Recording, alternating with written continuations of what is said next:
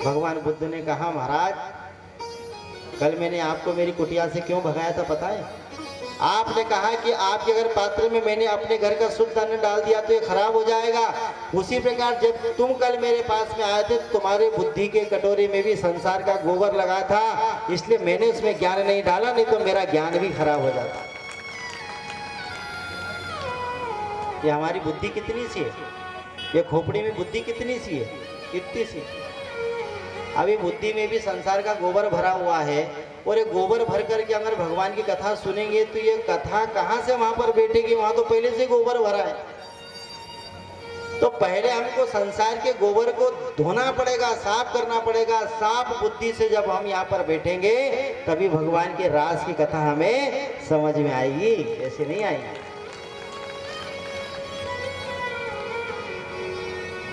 वो गोपियां भी तो हमारी जैसी थी, उनको भगवान का सानिध्य मिला, तो फिर हमको क्यों नहीं मिलेगा? सारी गोपियों को भगवान ने बुलाया है।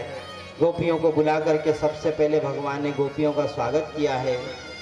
स्वागतम ते महाभागा त्र्यंकी कीर्वाणि वह ब्रजश्यामा मया कश्चिद ब्रूतां गमनं कारणम्। स्वागतम ते महाभागा, हे देवी आपका स्वागत है, परंतु यहाँ पर तुम आई क्यों हो? ब्रूताम गमनम कारणम, तुम्हारा ये वन में आने का कारण क्या है? वो भी आधी रात के समय। लोग दुनिया तुमको क्या कहेंगे? आधी रात के समय यहाँ पर खड़ी होकर के आ गई। भगवान ज्ञान दे रहे, उपदेश दे रहे गोपियों को। गोपियों ने कहा कि हमको आपने क्या माधव पागल समझ रखा है? अरे तुमने हमको बांसुरी की तान छड़ करके यहाँ पर बुलाया, जब हम यहाँ पर आ गए तुम हमको पूछ रहे हो कि हम यहाँ पर क्यों आए? अरे ये तो तुमको पता होना चाहिए भी तुमने हमको क्यों बुलाया। देखो हम दुनिया में रह करके भगवान को याद करते हैं, है ना? परंतु भगवान ने आज गोपियों को याद किया है। हम भगवान को याद करते, परंतु कभी भगवान हमको याद करे तो वहां पर कैसा लगेगा? भगवान ने गोपियों को याद किया, गोपियों को स्वयं भगवान ने बुलाया और उपदेश दे रहे कि देखो तुम यहाँ पर आधी रात के समय आई, क्यों आई हो? जाओ घर जाओ, वापस जाओ, तुमको लोग दुनिया क्या बोलेंगे? गोपियों ने कहा कि हे माधव, लोग दुनिया हमको क्या बोलेगी ये आप बस सोचो, क्योंकि जब हम घर से निकली है ना तो ये संकल्प से निकली है कि अब हम घर से जा रही हैं तो कभी इस दुनिया में वापस नहीं आएंगी, कभी यहाँ पर नहीं आएंगी। क्योंकि जिसने भगवान की ओर कदम बढ़ा दिया फिर वो कभी भगवान को छोड़ करके वापस दुनिया में संसार में नहीं आता है। इसलिए बस यही सोच करके हम तुम्हारे पास में आएंगे। अरे इधर सुनो, उधर क्या देख रहे हैं?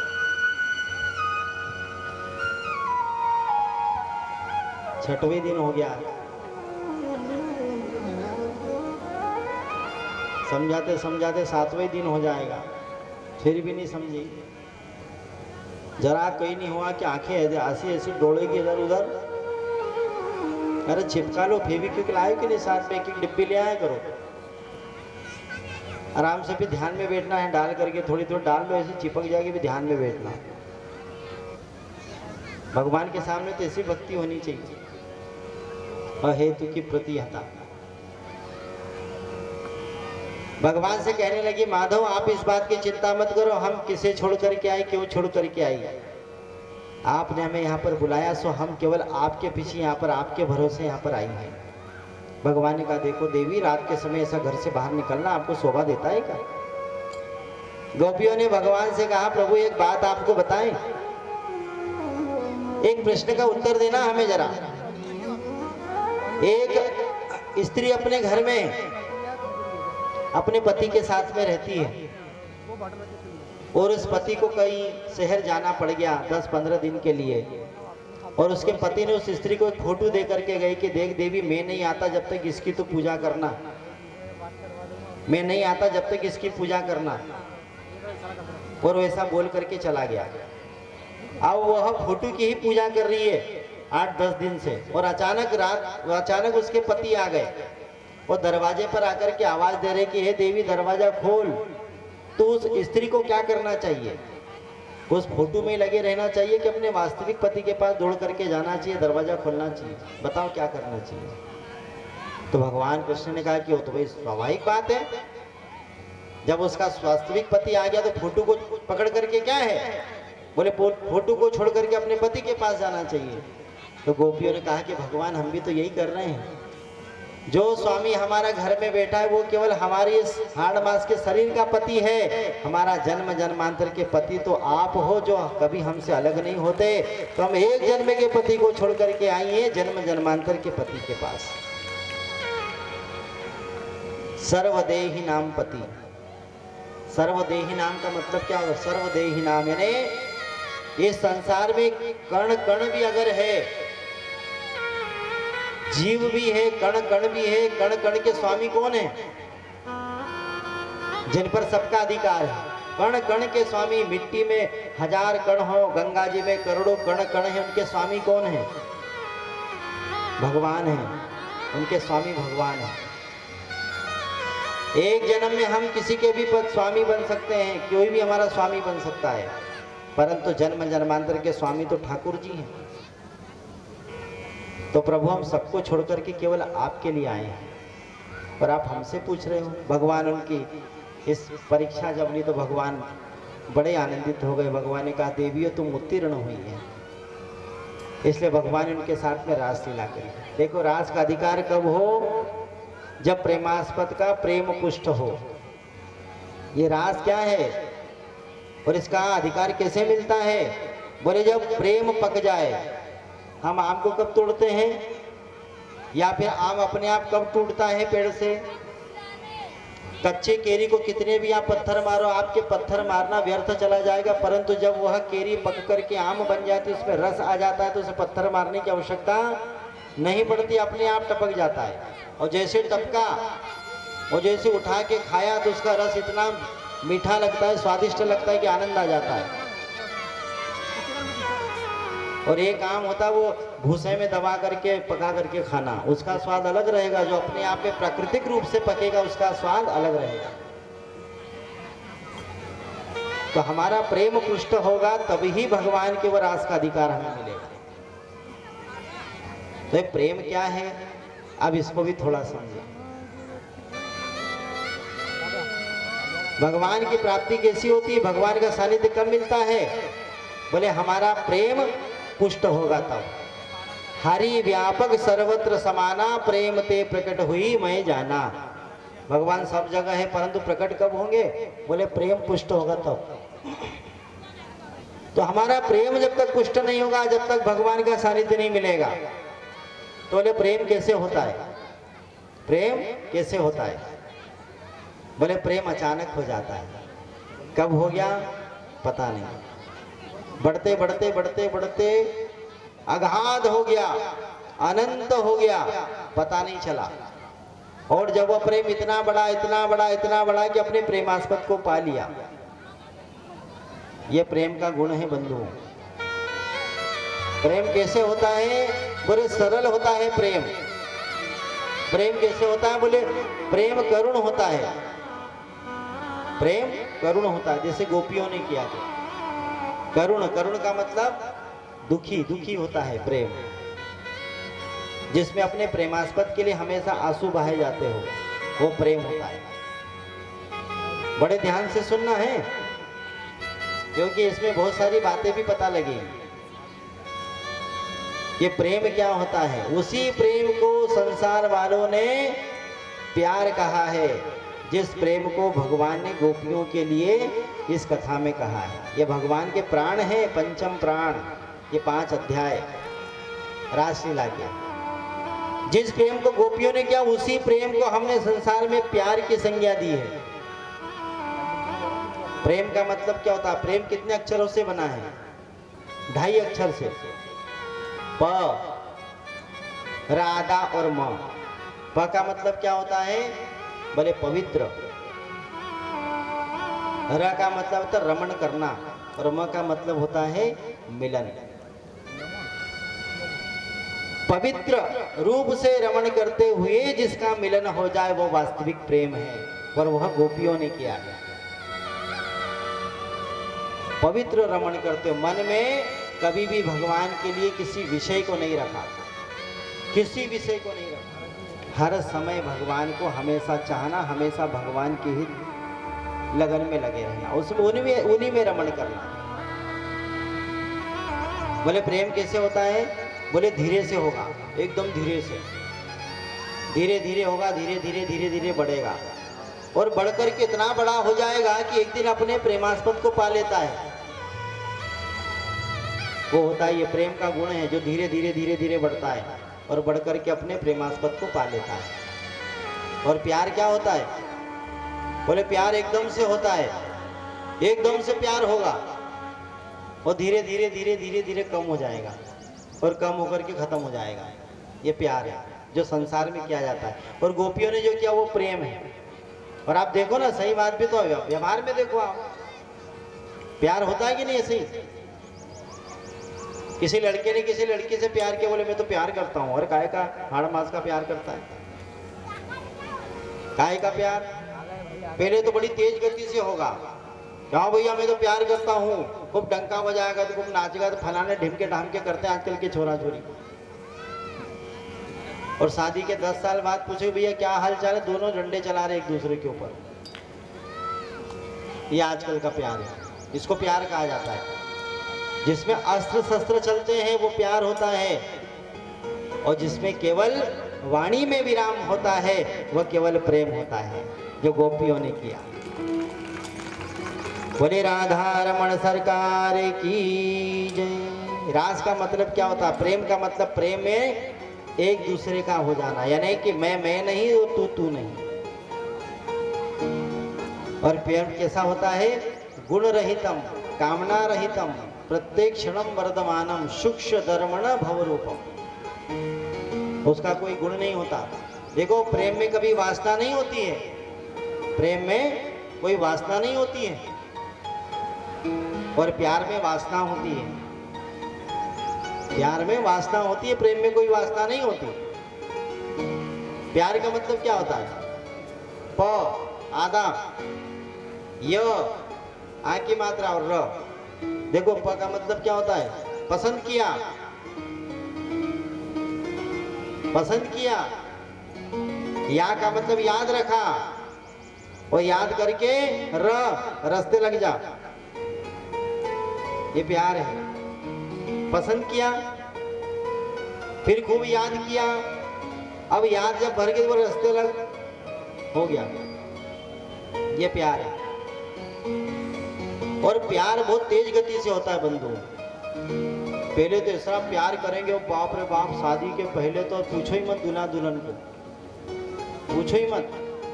4-4, 8-8 हजार का बैलेंस भी कम पड़े, इतनी बात करें। और शादी के फिर 4 साल बाद 5 साल बाद पूछो भैया क्या हाल चाल है, और बोले पता नहीं वो तलाक हो गया था, सुना था। बताओ, अगर भाई प्यार था, सच्चा प्यार था तो प्यार बढ़ना था ना, घटा कैसे? फिर वो घटा तो नहीं था ना। शादी से पहले छोरे से पूछे कि भाई तेरी पत्नी कैसी है, बोले चंद्रमुखी। वाह, चंद्रमुखी। और शादी के बाद बोले सूरजमुखी, और 4 साल बाद पूछे बोले ज्वालामुखी। कितना फर्क पड़ गया, सोचो जरा। ये संसार का प्यार है। और भगवान से जो गोपियों ने प्रेम किया उसमें कुछ भी फर्क नहीं पड़ा, वो तो बढ़ते गया बढ़ते गया बढ़ते गया, और आखिरी में भगवान को पा लिया। इसलिए प्यार और प्रेम में बंधुओं बहुत अंतर, बहुत ज्यादा अंतर है। इसलिए ना जीवन में कभी भी प्रेम करना सीखे, प्यार करना नहीं।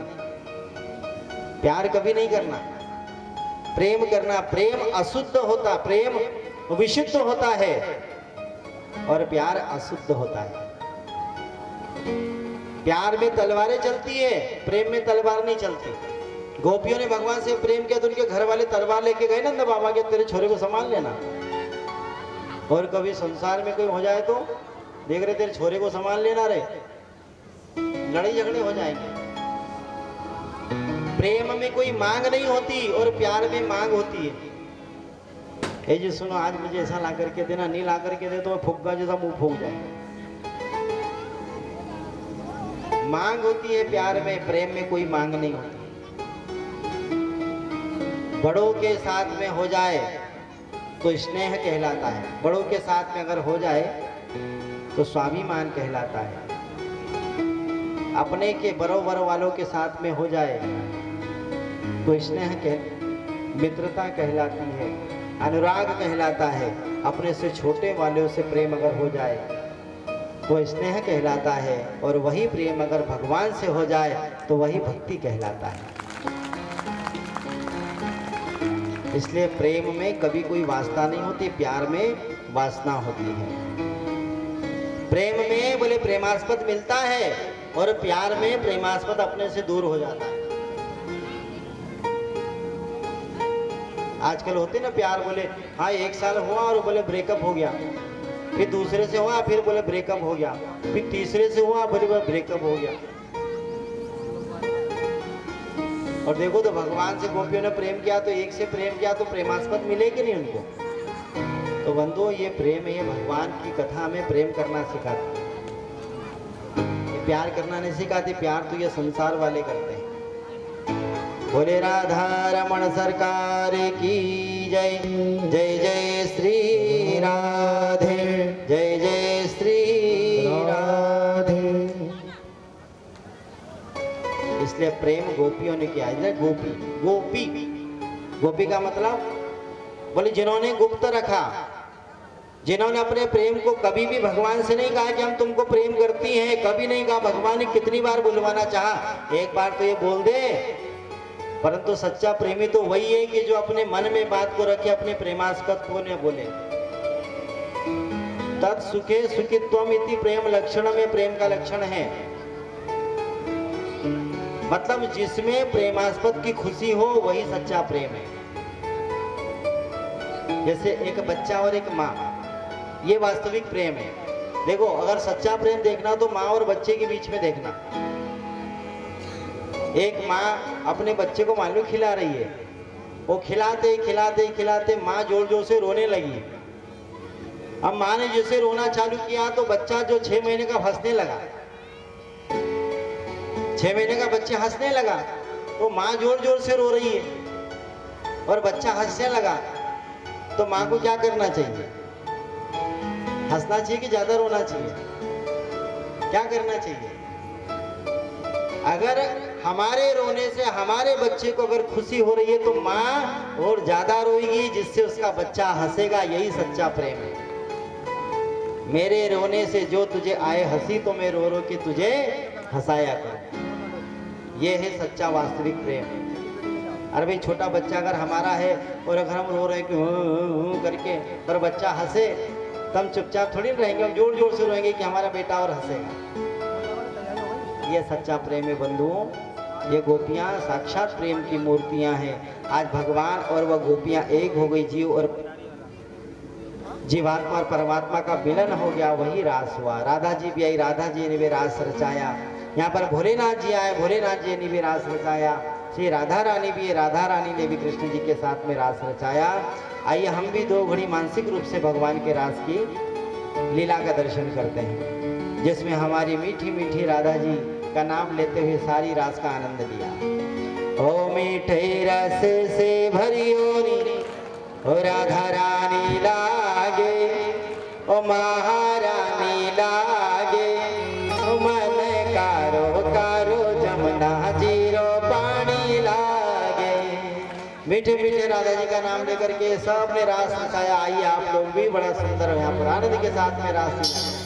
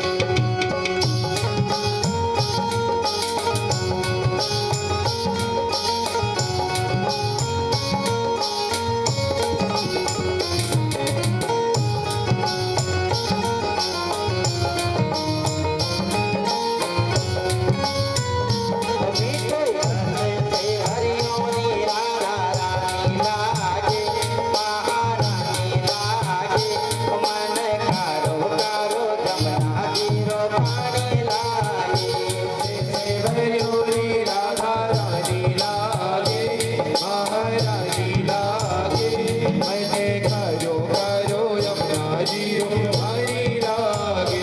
मीठे रस से हरियों राधा रानी लागे, महारानी लागे, मन कारो कारो जमुना जी पानी लागे। मीठे रसे से हरियों राधा रानी लागे, महारानी लागे, मैंने खारो खारो यमुना जी भारी लागे। राधे राधे राधे राधे। ओ राधे राधे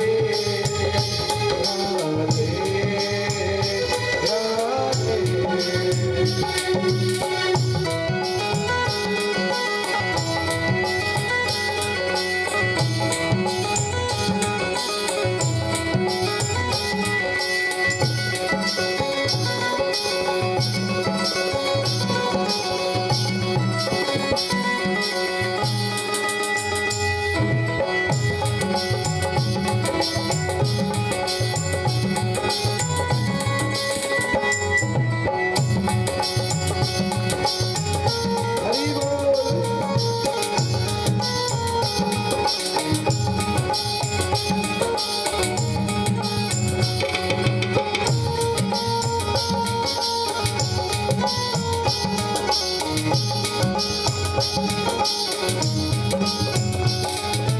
यमुना मैया कारी कारी राधा गोरी गोरी। ओ यमुना मैया कारी कारी राधा गोरी गोरी। यमुना मैया कारी कारी राधा गोरी गोरी। ओ यमुना मैया कारी कारी राधा गोरी गोरी। वृंदावन में धूम मचाए बरसाने की छोरी। ओ वृंदावन में धूम मचाए बरसाने की चोरी। ओ वृंदावन में धूम मचाए बरसाने की छोरी। ओ वृंदावन में धूम मचाए बरसाने की चोरी। विश्वभान की डली तो विश्वभान की डली तो राजधानी लागे, महारानी लागे, मन कारो कारो जमुना जीरो पानी लागे। ओ मीठे रसे से हरियों राधा रानी लागे, महारानी लागे, मने खारो खारो यमुना जी भारी लागे। राधे राधे राधे राधे। ओ राधे राधे राधे राधे। श्री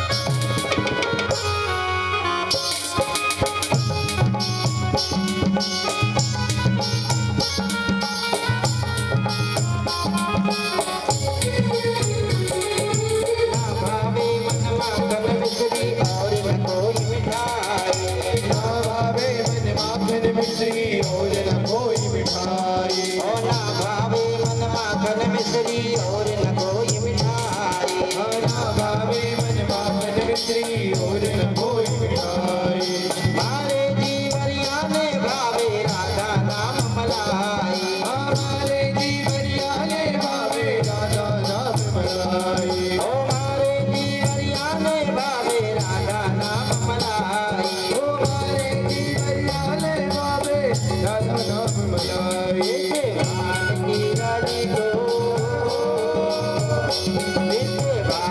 की डाली तो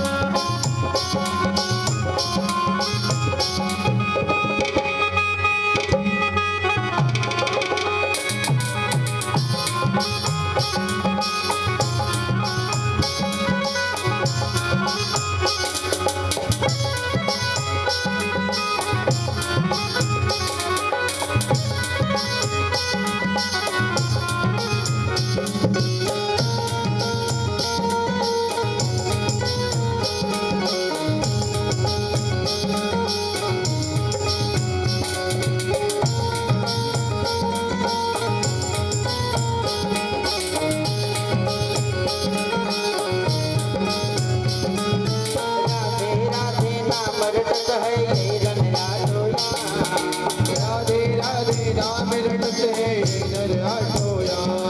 ओ राधे राधे नाम रटत है ये नर आठोया। ओ राधे राधे नाम रटत है जो नर आठोया। सबकी बाधा दूर करत है राधा राधा नाम। ओ सबकी बाधा दूर करते हैं राधा राधा नाम। ओ सबकी बाधा दूर करत है राधा राधा नाम। सबकी बाधा दूर करते हैं राधा राधा नाम। राधा नाम देता पाला, राधा नाम देता पाला, जिंदगानी लागे महारानी लागे। मन कारो कारो जमुना जीरो पानी लागे। ओ मीठे रंग से भयोरी राधा रानी लागे महारानी लागे। मैंने कायो कायो यमुना जीरो पानी लागे। मीठे रस से हरियाणी राधा रानी लागे महारानी लागे। मन कारो कारो जमुना जीरो पानी लागे। मीठे रंग से भयोरी राधा रानी लागे महारानी लागे। मैंने कायो कायो यमुना जीरो पानी लागे। जमुना जीरो पानी लागे। ओ मैंने कायो कायो यमुना जीरो पानी लागे। कारो कारो जमुना जीरो पानी लागे। ओ मैंने कायो कायो यमुना जीरो पानी लागे। कारो कारो जमुना जीरो पानी लागे।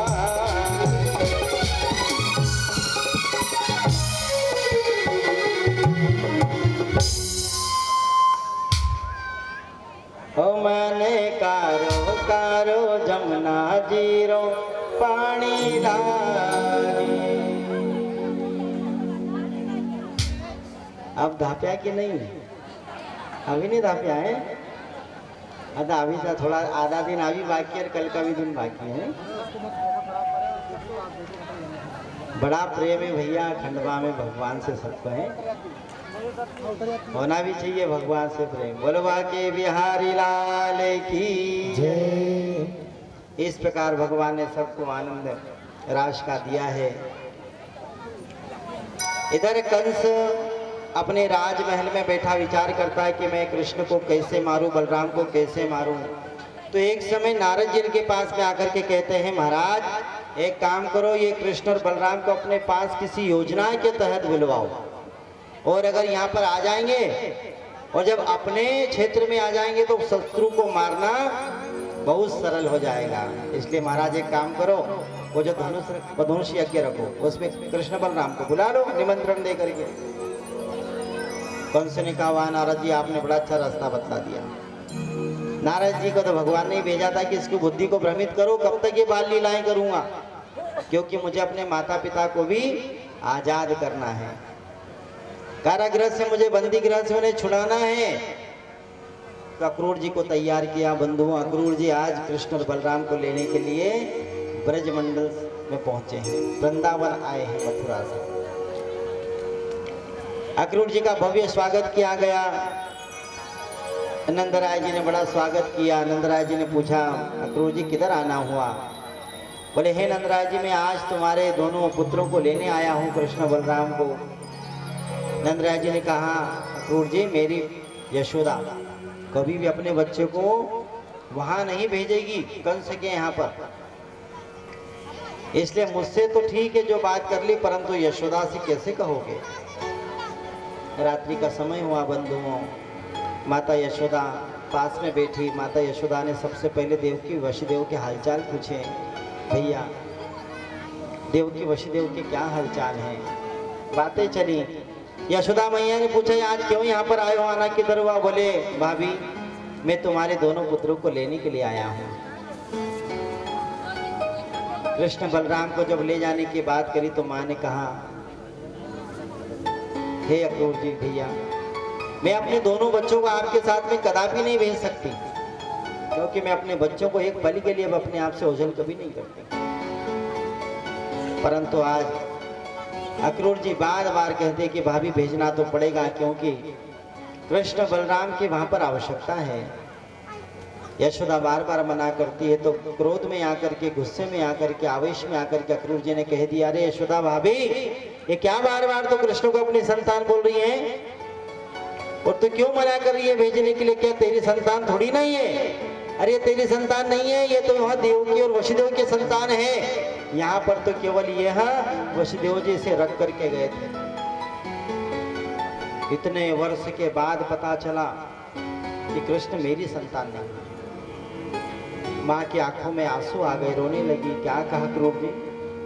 क्या कृष्ण मेरी संतान नहीं? अरे मैंने उसे जन्म दिया है, तुमने कैसे कह दिया ये मेरी संतान है? रोने लगी माँ। कृष्ण भगवान पास में आए, कहने लगी मैया सत्य को स्वीकार करना ही पड़ता है, एक न एक दिन सत्य का सामना करना पड़ता है माँ। और मैं ही तेरा पुत्र हूँ, तूने मुझे पाला है, पोसा है। माता देवकी ने केवल मुझे जन्म दिया है, और जन्म देने वाला बड़ा नहीं, पालने वाला बड़ा होता है। माँ मैं तेरा ही बेटा हूँ, मैं तेरा ही बन करके रहूँगा। परंतु माँ आज मुझे मेरा ये कर्तव्य पुकार रहा है, मेरे माता मेरे पिता कारागृह में बंद है, क्या मैं उन्हें आज़ाद नहीं करूँ? क्या एक पुत्र का जो कर्तव्य होता है, क्या मैं उसको पूरा नहीं करूँ? क्या तू नहीं चाहती मेरे माता पिता जेल से बाहर आए? आज माताजी भी विवश है, क्या करें? कक्रूर जी से कहा कि ठीक है भैया, लेकर के चले जाना, पर मेरे गोपाल को और मेरे बलराम का हमेशा ध्यान रखना। रात्रि का समय हुआ बंधुओं,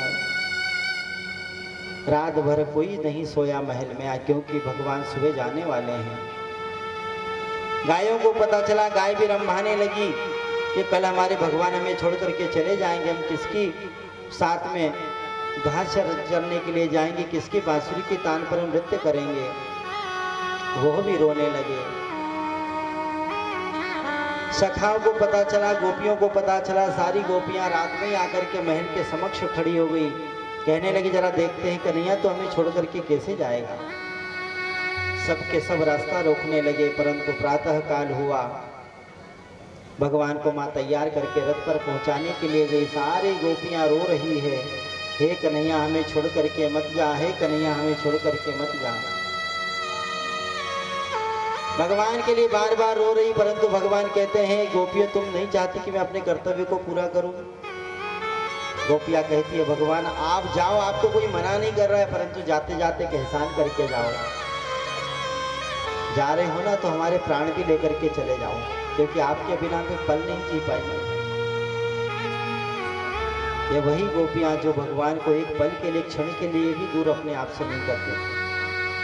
कभी कभी ब्रह्मा जी को भी कोसती थी कि आपने आंखों की पलक क्यों बनाई, क्योंकि पलक भी झपकानी पड़ती है और हम अपने कन्हैया को देखते ही रहे, पलक भी न बने, इसलिए कभी कभी ब्रह्मा को भी कोसती थी। आज भगवान छोड़ के जा रहे हैं, सारा दुख का वातावरण हो गया सारे ब्रजमंडल में। भगवान रथ पर बैठ गए, रथ पर बैठ करके जाने लगे। सारी गोपियां भगवान से कहती है कि हे प्रभु आप हमें छोड़ करके मत जाओ, आपके बिना पल नहीं जी पाएंगी। आज पूरे वृंदावन को मानो ग्रहण सा लग गया बंधुओं। सारे ब्रजमंडल में आज किसी के घर में चूल्हा नहीं जला, क्योंकि आज कृष्ण जा रहे हैं। सब लोग अपनी आंखों में आंसू भर करके रो रहे हैं कि आज हमारे भगवान ही हमें छोड़ करके जा रहे हैं। और एक समय के लिए चिंतन करके देखो बंधुओं कि हमारे अगर हृदय से, हमारे शरीर से हमारी आत्मा ही बाहर निकल जाए तो फिर शरीर में रह क्या जाता है? आत्मा के बिना तो शरीर केवल एक हाड़ मांस का घर है। आज गोपियां कहती कि हमारी आत्मा तो आप है नाथ, और आप अगर चले जाएंगे तो शरीर कैसे जीवित रहेगा? गोपियां जा रही हैं, गोपियां रोक रही है, भगवान चले जा रहे हैं। सारी गोपियां भगवान को बार बार पुकारती है, याद करती है प्रभु मत जाओ, प्रभु मत जाओ। आज सारी गोपियां रो रही, भगवान भी रोने लगे, आंसू आ गए भगवान को, क्योंकि आज अपने प्रियजनों को छोड़ करके जा रहे हैं, क्योंकि कर्तव्य पुकार रहा है। कर्तव्य संसार में सबसे बड़ा होता है जो मनुष्य को करना चाहिए। सारी गोपियां भगवान को पुकार करके कहती हैं हम तुमसे जुदा होके मर जाएंगे रो रो के, हम तुमसे जुदा होके मर जाएंगे रो रो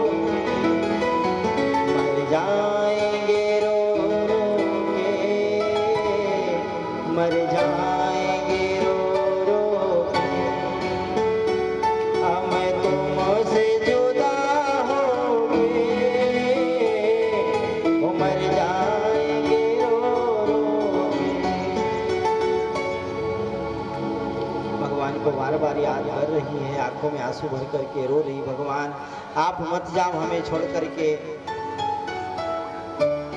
गोपियां दुनिया की तरफ इशारा करके कहती है, नाथ आप अगर चले जाएंगे तो आपके बाद यह संसार हमें पागल कहेगा, हमें जोगन कहेगा कि कैसे विश्वास किया था कन्हैया पर, वही छोड़ करके चला गया। आप हमें मृत्यु के मुख में छोड़ करके जा रहे हो नाथ। दुनिया बड़ी जालिम है, और दिल तोड़ के हंसती है। दुनिया बड़ी जालिम है, और दिल तोड़ के हंसती है। एक मौज किनारे से वो मिलने को तरसती है। कह दो न कोई रोके, कह दो न कोई रोके, हम तुमसे जुदा होके मर जाएंगे रो रो के। भगवान को बार बार रोकती, परंतु भगवान रथ पर बैठ करके चले गए। एक तरफ भगवान को खुशी है और एक तरफ भगवान को थोड़ा सा दुख भी हो रहा है। भगवान को आज खुशी इस बात की है कि मथुरा में आज सारे भक्त लोग भगवान की राह देख रहे हैं कि आज हमारे कृष्ण आएंगे। एक तरफ भगवान को अपने भक्तों से मिलने की खुशी है, तो दूसरी तरफ अपने प्रियजनों को छोड़ने का दुख भी है। परंतु भगवान क्या करें, कर्तव्य पुकारता है तो भगवान कहते हैं कि सबसे पहले अपने कर्तव्य को करना चाहिए। अक्रूर जी लेकर के गए हैं मथुरा में, सारे मथुरावासी अपने घरों पर चढ़ गए हैं फूल लेकर के कि जैसे माधव हमारे निकलेंगे मथुरा में गलियों में भ्रमण करने के लिए, तो अपने हाथों से फूल डाल करके उनका स्वागत करेंगे। नंद बाबा जी से कहा, बाबा शाम का समय क्या मथुरा भ्रमण करके आए, अगर आपकी आज्ञा हो तो। अक्रूर जी चले गए कंस को खबर देने, महाराज आपका शत्रु आ गया। इधर भगवान अपने टोली के साथ में नगर भ्रमण के लिए निकले हैं। आज सारे नगर में बड़ी प्रसन्नता है, बड़ा है। सारे मथुरा वासियों ने आज मथुरा के गली गली में फूलों से गली को सुसज्जित कर दिया है। आज भगवान आ रहे हैं, सब अपने हाथों से उनका स्वागत करेंगे। ऐसी धारणा धारण करके सब लोग खड़े हैं। आज भगवान अपनी टोली के साथ में बड़े आनंद के साथ में निकले हैं। मथुरा नगरी भ्रमण पर निकले, मथुरा नगरी भ्रमण पर निकले। भगवान जैसे अपने ग्वालों के अपने सखाओं के साथ में निकले भ्रमण करने के लिए, तो ये सुंदर झांकी को एक भक्त ने अपने शब्दों में परिणित किया है।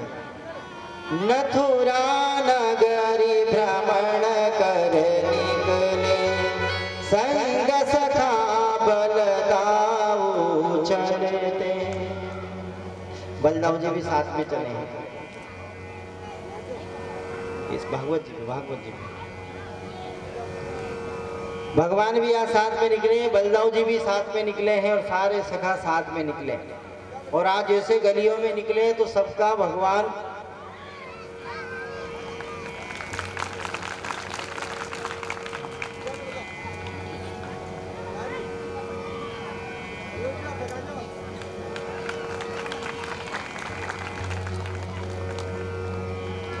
आइए दो घड़ी हम झांकी का दर्शन करते हैं। मथुरा नगरी भ्रमण पर निकले, मथुरा नगरी भ्रमण पर निकले, मथुरा नगरी भ्रमण पर निकले, मथुरा नगरी भ्रमण पर निकले। जब गलियन में मोहन फिरते, जब गलियन में मोहन फिरते, सब देखत हर्षाए मन अंतरे। आज सभी लोग अपने अंतर मन में मुस्कुरा रहे हैं, आनंदित हैं कि हमारे भगवान आ रहे हैं। सबने फूलों से स्वागत किया। आज बड़े आनंदित हो गए स्वारेग वाले। एक छोटे सखा ने कहा, रे कन्हैया देख तो सही, हम यहाँ पर आए हैं तो हमारा कितना स्वागत हो रहा है। यार भैया, घर से जब मथुरा आने के लिए निकले तो हम फटे कपड़े पहन करके आ गए, और अगर हम अच्छे कपड़े पहन करके आते तो कितना हमारा स्वागत होता। बस इतनी सी बात कही, क्या नहीं। और जिस रास्ते से जा रहे थे उसी रास्ते से कंस का धोबी अपने माथे पर बहुत बड़ा कपड़े का गट्ठर लेकर के आ रहा था। भजन नहीं होगा अभी,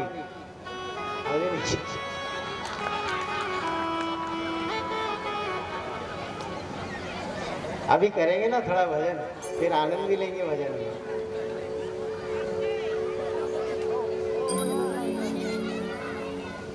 एक धोबी आ रहा था, भगवान ने कहा धोबी के समक्ष जाकर के, भैया प्रणाम।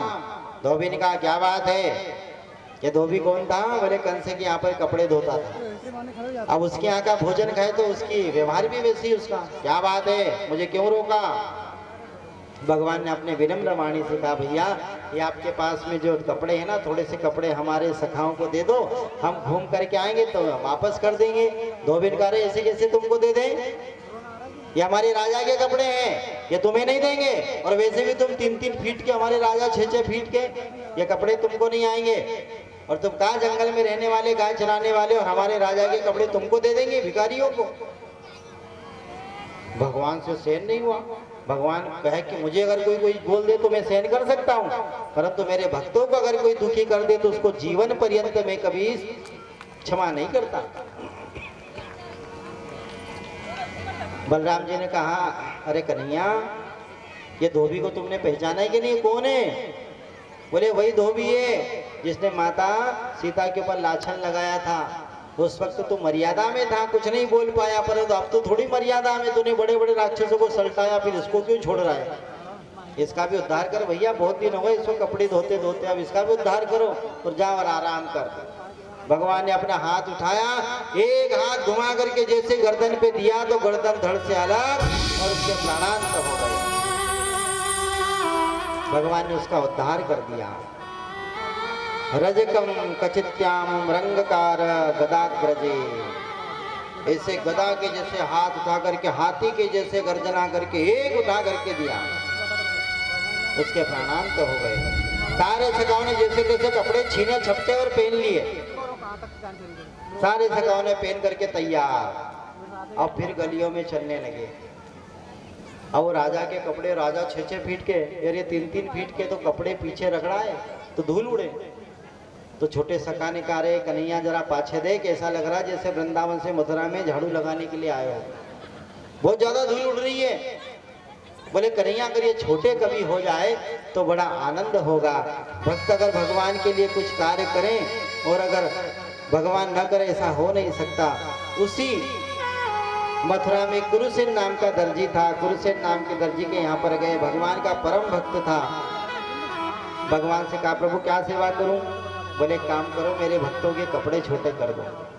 कैंची उठा करके सारे कपड़े छोटे कर दिए सब लोगों के, बढ़िया काट पीट करके पिना करके तैयार करके भगवान ने आशीर्वाद दिया, वहां से निकल गए। फिर सखा ने कहा कि अरे भैया कन्हैया, कपड़े तो बहुत सुंदर सुंदर पहन लिए, परंतु सुंदर वस्त्र पे जब तक माला न डले गले में, जब तक शोभा नहीं देता सुंदर वस्त्र। तो भगवान ने कहा चिंता मत करो, माला भी मिल जाएगी। तो भगवान का एक भक्त रहता था उसी मथुरा में जिसका नाम था सुदामा माली। सुदामा माली के यहाँ पर गए, कहा सुदामा तूने जीवन पर्यंत मेरा रास्ता देखा, मेरी राह देखी, आज मैं तेरे यहाँ पर आया हूँ। बड़ी सेवा करी उसने, अपने हाथों से फूलों की माला बना करके सारे सखाओं को पिना दी। सखा प्रसन्न हो गए, भगवान ने आशीर्वाद दिया, वहाँ से निकल गए। फिर सखाओं ने कहा कि भैया कपड़े भी अच्छे हो गए, माला भी अच्छी हो गई, परंतु जब तक ललाट पर तिलक न लगे ये शोभा नहीं देता। तो भगवान ने कहा तिलक की भी तैयारी करें। तो जिस रास्ते से ये लोग जा रहे थे उसी रास्ते पर एक टेढ़ी मेढ़ी, 3 जगह से टेढ़ी मेढ़ी स्त्री जा रही थी आगे आगे। तो भगवान ने आवाज लगाई, अरे परम सुंदरी इधर आओ, रुको। अब वो 3 जगह से टेढ़ी मेढ़ी स्त्री, उसका नाम था कुब्जा। ये कंस की दासी थी, रोज उसके लिए चंदन घिस करके लेकर के जाती थी। भगवान ने आवाज लगाई, ए परम सुंदरी। अब बात होती 3 जगह से टेढ़ी मेढ़ी, अब उसको भगवान परम सुंदरी बोल रहे, तो उसने सोचा भैया मैं तो 3 जगह से टेढ़ी मेढ़ी हूं, और वैसे भी लोग दुनिया मेरी हंसी उड़ाते कि ए कुरूपिनी, ए कुब्जा, ए अभागन, ऐसे लोग उसको बोले, उसका हास्य परिहास करे, हंसी उड़ाए। तो उसने सोचा कि मैं तो सुंदरी हूं नहीं, पता नहीं राजकुमार किसको आवाज लगा रहा है। फिर भगवान ने तीसरी बार आवाज लगाई कि हे परम सुंदरी मैं तुझे ही आवाज लगा रहा हूं। जब कुब्जा रुकी और उसने देखा कि मेरे आजू बाजू कोई स्त्री नहीं है, पर ये मुझे परम सुंदरी कह रहा है, भगवान के पास में जाकर के कहने लगी, विनम्र वाणी से कहा, राजकुमार वाणी से दिखने में तो कोई खाते पीते घर के लगते हो, परंतु ये दुनिया मेरी हंसी उड़ाती है। एक तो मैं कुरूपनी हूं और तुम मुझे परम सुंदरी कह करके मेरी हंसी उड़ा रहे हो। तो भगवान ने कहा, देवी मैं आपकी हंसी कहाँ उड़ा रहा हूँ, मैंने तो जो आप में देखा मैं वही तो आपको बुला रहा हूँ, मैंने जो देखा मैं वही तो आपको बुला रहा हूँ। तो भगवान तो अंतर मन को देखते ना, भगवान शरीर को कहाँ देखते हैं। भगवान ने कहा, देवी तेरा शरीर भले ही 3 जगह से टेढ़ा मेढ़ा हो, परंतु तेरा मन हमेशा मेरी भक्ति में लगा रहता है, और जिसका मन भक्ति में लगा है वही परम सुंदर है। ये शरीर की बाहरी सुंदरता कौन देखता है? बोले संसार वाले। आपने कितना अच्छा कपड़ा पहना, आपने कितने अच्छा आभूषण पहने, आप कौन सी गाड़ी में घूम रहे हो, आपने कितने का कपड़ा पहना है, आपने कितने की घड़ी पहनी, ये सब दुनिया वाले देखते हैं। ये शरीर की सुंदरता देख करके दुनिया वाले खुश होते हैं, परंतु ये ठाकुर जी केवल मन की सुंदरता को देखता है तब प्रसन्न होता है।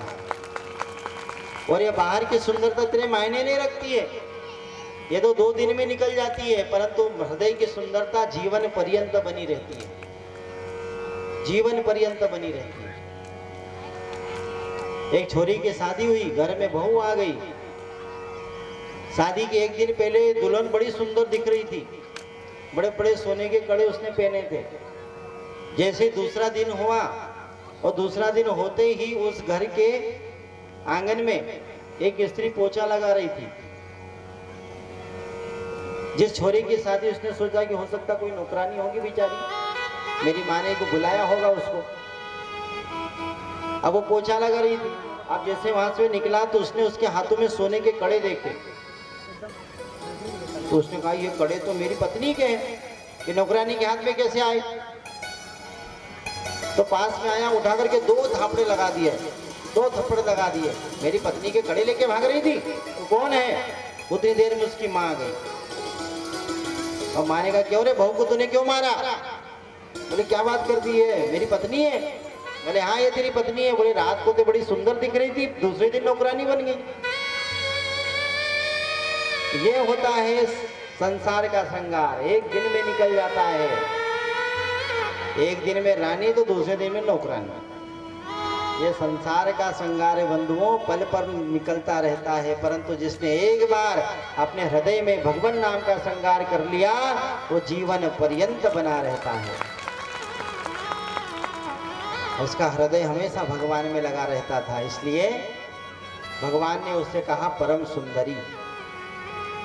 भगवान ये नहीं देखता कि इसका शरीर कैसा है, भगवान ये देखता है कि उसका मन कैसा है, उसका मन लगा कि नहीं भगवान में।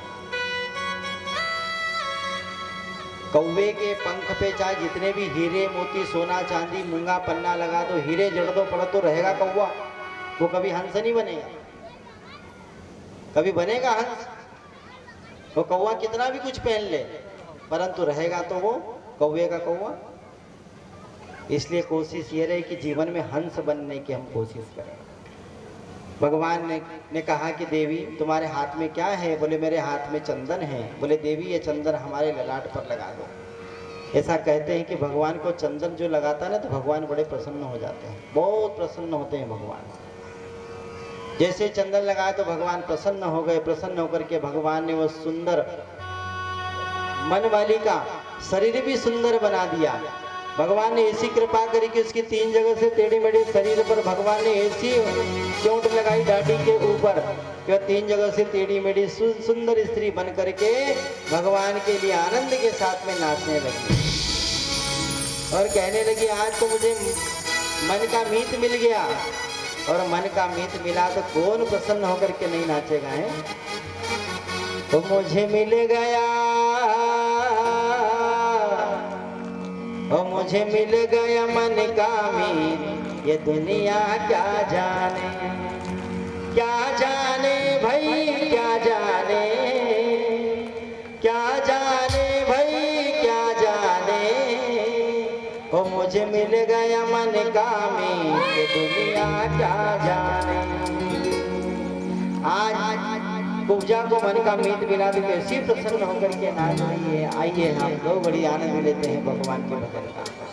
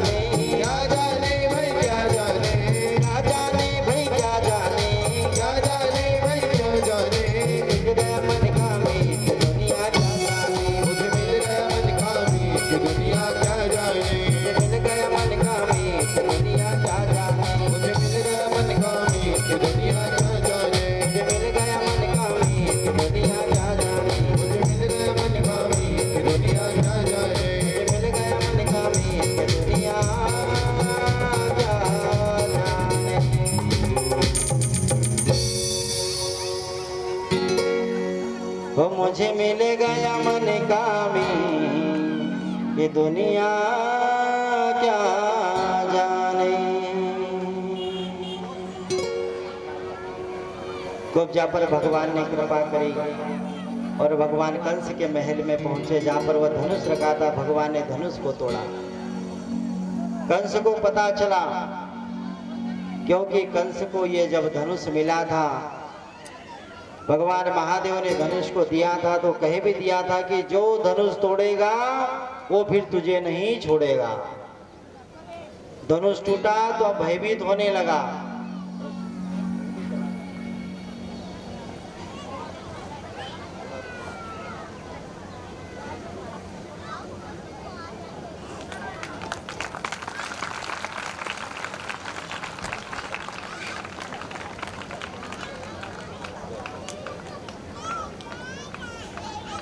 बोले बाके बिहारी लाल की जय। जय जय श्री राधे, जय जय श्री राधे।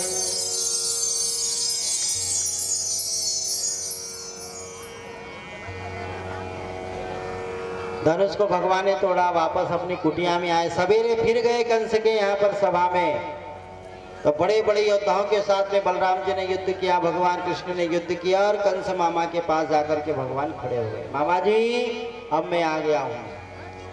आप बहुत समय हो गया, आपने बहुत यातनाएं कर ली, सबको जो दुख देना था दुख दे लिया, अब तुम्हारा जाने का समय हुआ है। भगवान के साथ में कंस युद्ध करने लगा। बंधुओं, भगवान ने कंस को इस प्रकार मारा, उनके शरीर पर बैठ गए, अपने दोनों हाथों में सारे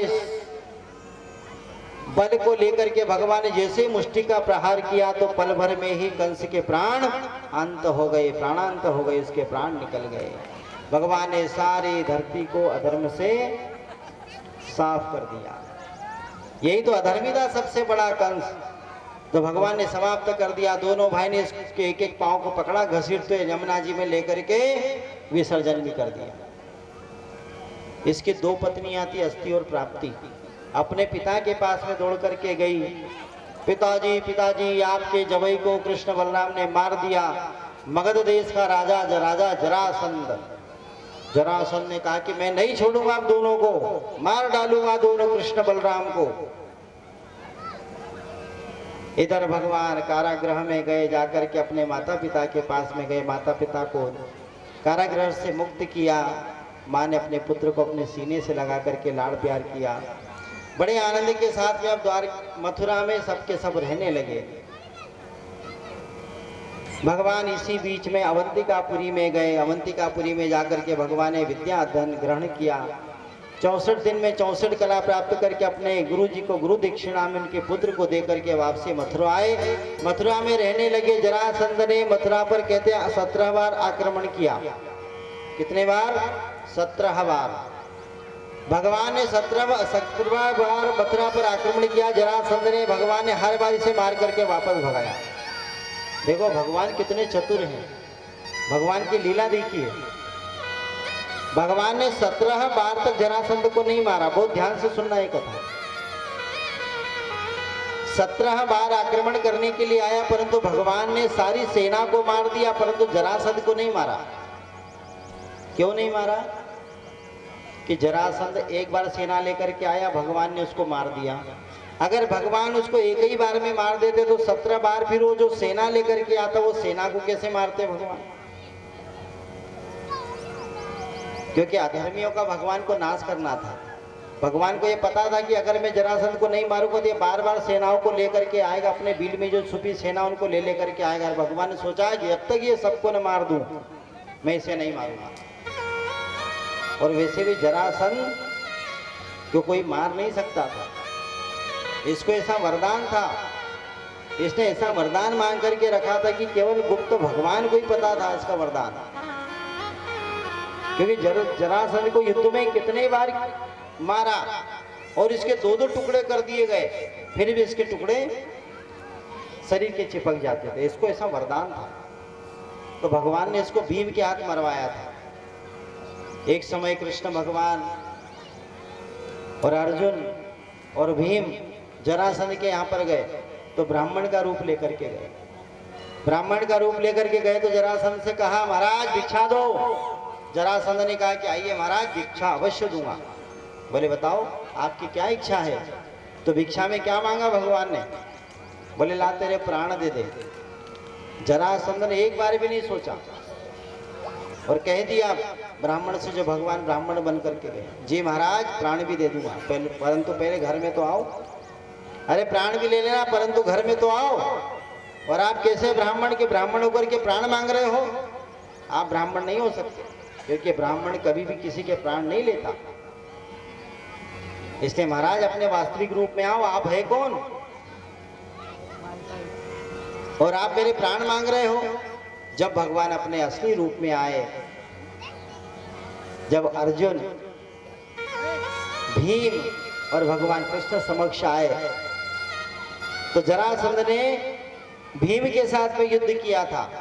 तो भगवान ने जब इशारा में भीम से कहा, भीम ऐसा नहीं मरेगा, इसको युद्ध में मारना और इसके 2 टुकड़े कर देना। तो भीम ने युद्ध में इसके 2-2 बार 3-3 बार टुकड़े कर दिए थे, परंतु इसके शरीर के दोनों टुकड़े फिर वापस चिपक करके जीवित हो जाएगा। तो भगवान ने इशारा किया था कि इसके 2 टुकड़े करके एक इस दिशा में फेंक और उल्टा एक इस दिशा में फेंक। जब जरासंध की मृत्यु हुई थी, ऐसा बलशाली था ये। जरा क्या है? जरासंध का मतलब क्या होता है? जरा का मतलब होता है वृद्धावस्था, वृद्ध, बुढ़ापा। तो मथुरा पर कितना बार आक्रमण किया था इसने? 17 बार। उसी प्रकार ये हमारा जो शरीर है ना, ये भी मथुरा नगरी बंधु समझ लेना, और इस पे भी जरासंध 17 बार आक्रमण करता है। तो 17 बार आक्रमण करना क्या है? बोले बुढ़ापा आना। पहली बार जब ये बुढ़ापा आक्रमण करता है तो बाल सफेद हो जाते हैं। आक्रमण हो रहा है अपने शरीर के ऊपर बुढ़ापे का। तो पहली बार आक्रमण होगा तो बाल सफेद हो जाएंगे, कितना भी डाई कर लो तो सफेद के सफेद दिखेंगे।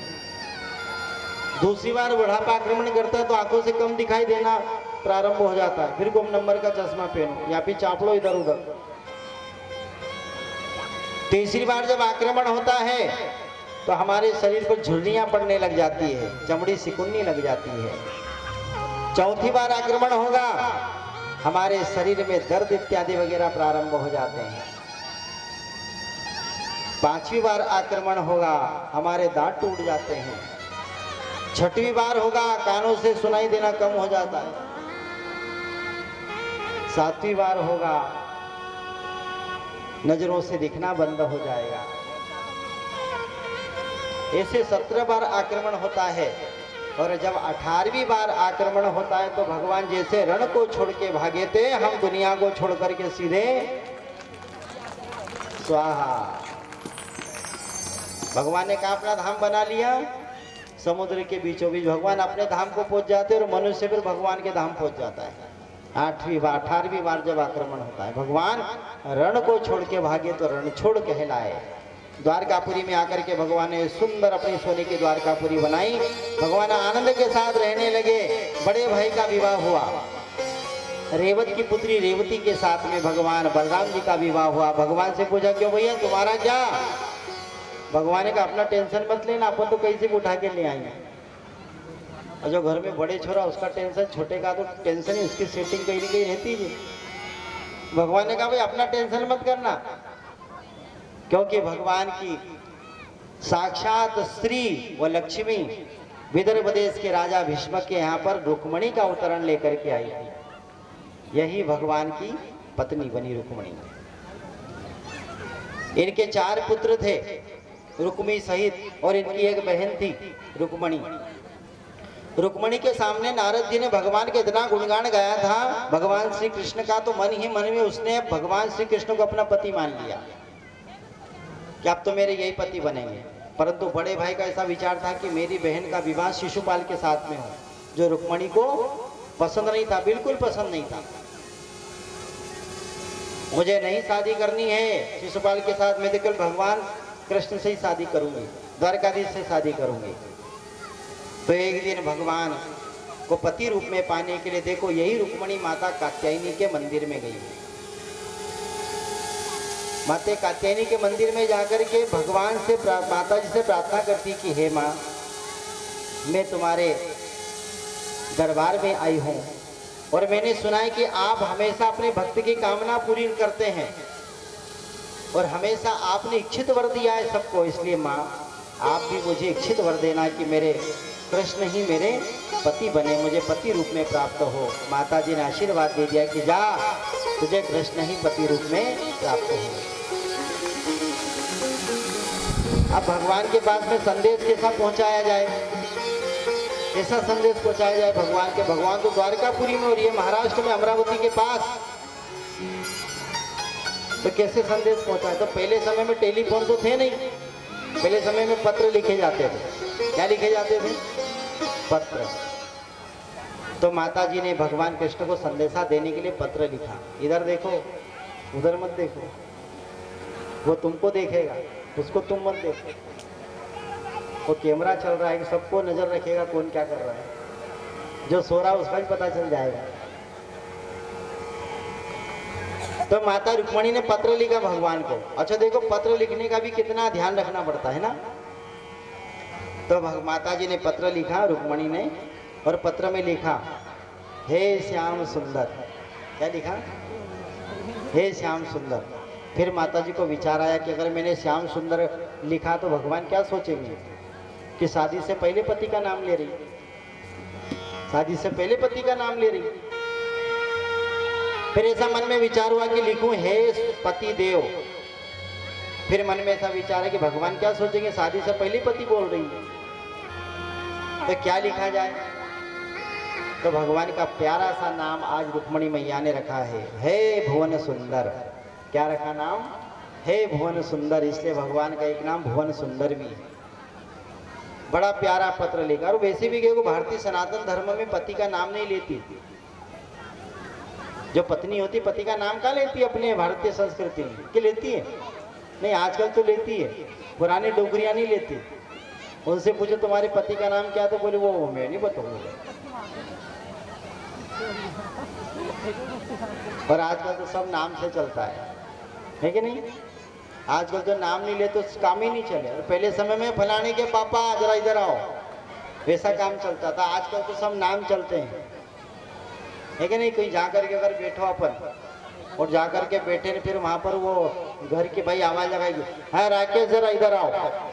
अब अपन ने सोचा का छोरा होगा, उसको बुला रही होगी, पता चला उसका पति आ जाए सामने। आजकल नाम के बिना काम ही नहीं चलता। पहले समय में ऐसा बोलते थे कि जो स्त्री अपने पति का नाम लेती है उसकी आयु कम होती है, इसके पति की आयु कम हो जाती है, ऐसा बोलते हैं।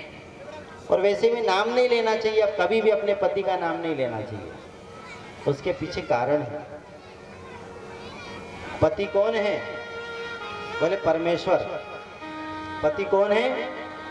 बोले परमेश्वर। एक ही धर्म एक ही व्रत नेमा, काय वचन मन पति पद प्रेमा। ये देखो, रानी मैनावती ने अपनी पार्वती को यह सिखाया था जब वो अपने ससुराल जा रही थी। ससुराल जाते समय अपनी बेटी को सिखाया था, बेटा ससुराल में कैसे रहना है।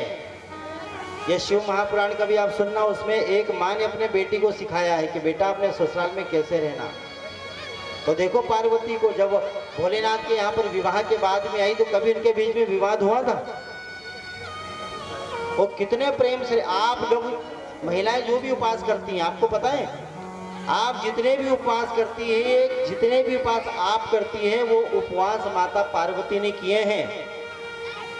और ये अधिकार केवल 3 देवियों में से ये एक देवी को अधिकार उपवास करने का। लक्ष्मी का कभी उपवास नहीं होता, ध्यान रखना। न कभी आपने सुना हो कि ब्रह्माणी के नाम का उपवास कोई महिला रहती है, कभी सुना आपने? एक उपवास होता वैभव लक्ष्मी का, वो भी आप अपने मन से करते हो, वेदों में उसका कोई नाम नहीं है। परंतु माता पार्वती ने सारे व्रत किए हैं, सारे व्रत। ये आप जो भी व्रत करती हैं ये माता पार्वती ने करके छोड़ दिए हैं। और अपने स्वामी को प्रसन्न करने के लिए सारे व्रत होते हैं।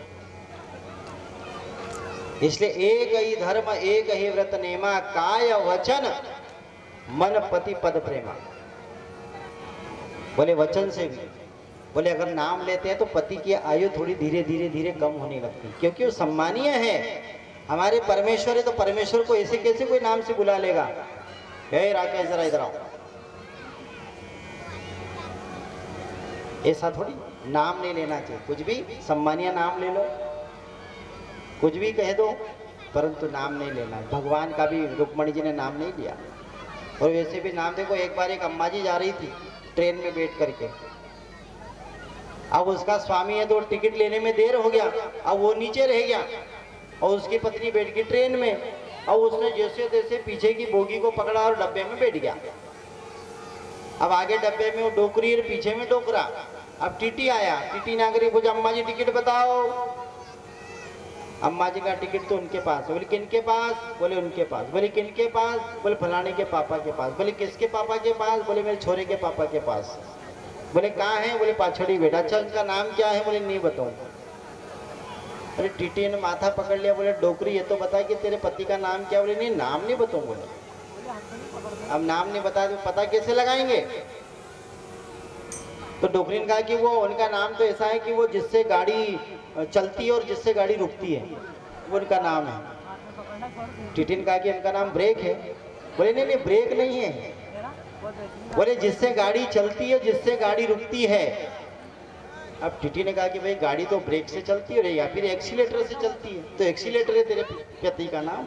बोले नहीं एक्सीलेटर नहीं है। बोले वो बत्ती जलती ना, बत्ती जले बत्ती। अच्छा तो ट्रेन कब चलती? बोले हरी बत्ती जलती है तब, है ना, जब ट्रेन चलती है। और अगर लाल बत्ती हो जाएगी तो ट्रेन रुक जाएगी, मतलब हरी लाल, ऐसे इशारे से नाम बताया हरी लाल। जब जाकर के टीटी ने टिकट लिया। ये तो सम्मान है, मान सम्मान है अपने स्वामी का अपने घर में। पर हम तब क्या है, टीवी पिक्चर देख करके वो जैसे इसमें हीरो हीरोइन बोलते हैं वैसे हम नाम बोल देते हैं। भगवान को पत्र लिखा है, ब्राह्मण पत्र लेकर के गया, भगवान को पत्र मिला। तो भगवान अब रुक्मणी को कात्यायनी मंदिर से लेने के लिए आ रहे हैं। हमारे समक्ष भी माता जी की यहाँ पर बहुत सुंदर झांकी आ रही है। उनके शेर के साथ में आप भी माता जी का दर्शन करेंगे और माता रुक्मणी उनका पूजन करने के लिए यहाँ पर आती है। हम उनका पूजन भी करेंगे। बोले अम्बे मैया की जय, बोले भवानी माता की जय। आइए जब तक माता जी का थोड़ा सा नाम गुनगुना।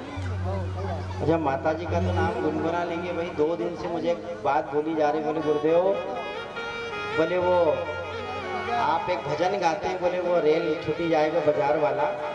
तो बोले गुरुदेव वो गा दे। बोले 3 दिन से फरमाइश आ रही, बोले आपकी भजन की।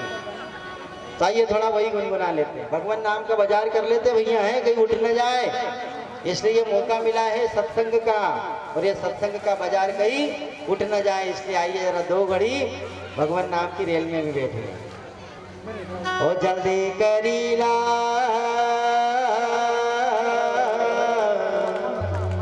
ओ जल्दी करीला, बाजार उठे जाएगा, ओ जीवन की रेल छुटी जाएगा। अच्छा कौन कौन बाजार का? और भैया बाजार वाले तो बहुत सारे हैं। आओ जरा आनंद के साथ में सभी हरि नाम का बाजार का।